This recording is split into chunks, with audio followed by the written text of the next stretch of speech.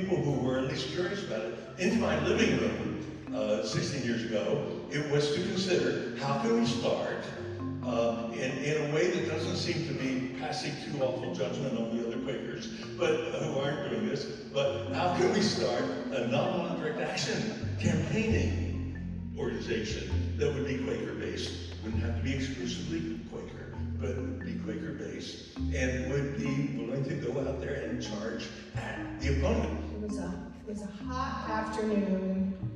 We took our folding chairs and we set them up on the sidewalk right across the street from the home of the CEO.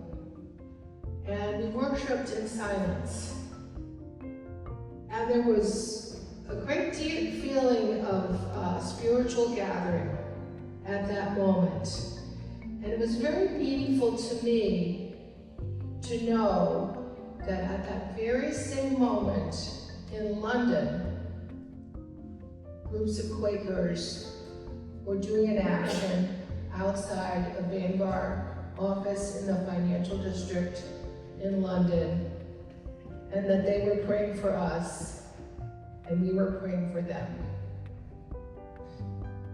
It was a moment of feeling the depth of the connection and how this is a worldwide issue.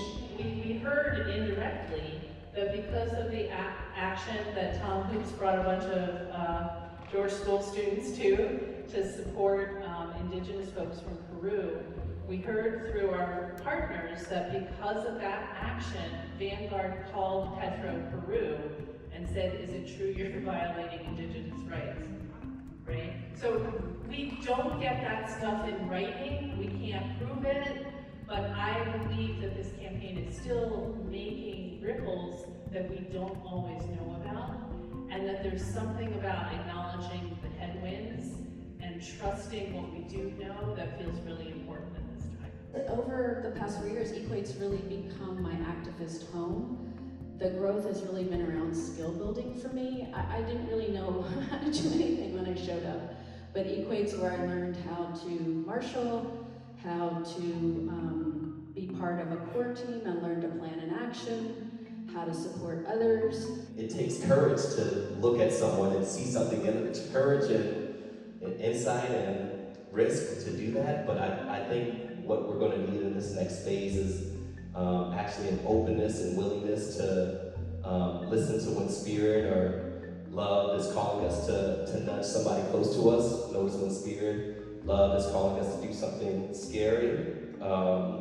And yeah, there's something about EQAT just really championing being in right relationship with the land, with one another and ourselves, that I think we're being called to also in the future. What I took out of the group was an understanding of a much more nuanced sense of what it means to be in solidarity with each other, and our work is bound up in each other's collective liberation. And for me, when I look at the moment when you have almost exclusively white people who are risking arrest outside of Vanguard, using the class privilege that many of us have in order to be able to, as customers who have retirement accounts, which is already a level of class privilege that is so much higher than most people get access to be able to use that power to demand racial climate justice around the world, what a powerful thing to do.